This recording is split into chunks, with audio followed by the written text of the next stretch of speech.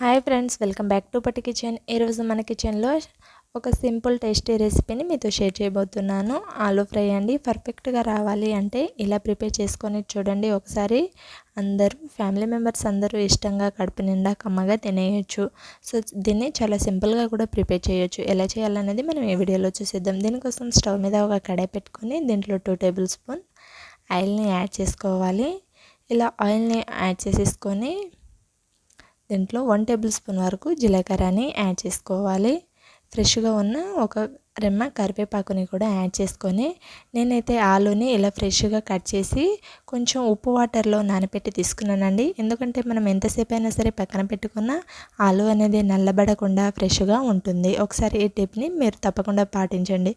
So ఇలా cut చేసి ఫ్రెష్గా తీసుకోవాలి. ఆలూస్ని మనకి కావాల్సిన షేప్లో ముక్కల్ని కట్ చేసుకోవచ్చండి. నేనైతే కొంచెం మీడియం సైజులో చేశాను. నేరే చిన్నగా కాకుండా పెద్దవి కాకుండా, సో మీరు ఇష్టం వచ్చిన షేప్లో కట్ చేయొచ్చు. సో వీటిని యాడ్ చేసుకొని కలుపుకుంటూ మధ్య మధ్యలో కలుపుకుంటూ తీసుకోవాలి.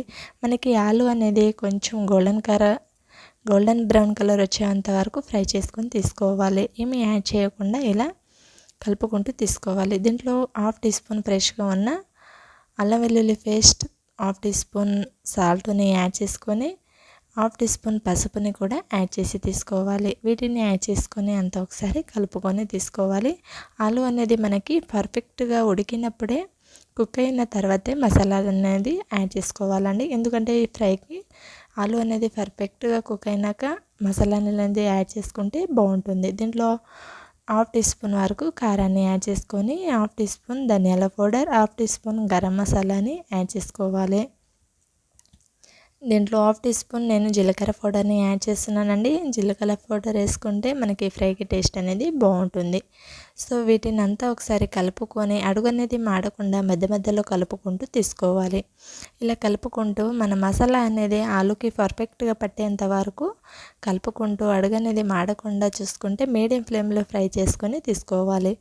వీటిని ఇలా ఫ్రై అయ్యాక ఫ్రెష్గా ఉన్న కొంచెం కొత్తిమీరని యాడ్ చేసి అంతా ఒకసారి కలుపుకుంటే మనకి ఎంతో రుచికరమైన టేస్టీ ఆలు ఫ్రై చాలా సింపుల్గా రెడీ అయిపోయింది. స్టవ్ ఆఫ్ చేసుకొని ఇదంతా ఒకసారి ఇలా కలుపుకొని తీసుకోవాలి. 2-3 టైమ్స్ ఇలా కలుపుకున్నట్లయితే మనకి పర్ఫెక్ట్గా వచ్చేస్తుందండి ఆలు ఫ్రై అనేది. ఒక స్పూన్తో ఇలా కుచ్చి చూస్తే మనకి పర్ఫెక్ట్గా ఉడికిందా లేదా అనేది కూడా తెలుస్తుంది. చూడండి, చాలా మెత్తగా చాలా ఈజీగా ఉడికిపోయింది. నాకైతే చాలా పర్ఫెక్ట్గా ఉడికిందండి. టేస్ట్ అనేది కూడా చాలా బాగుంది.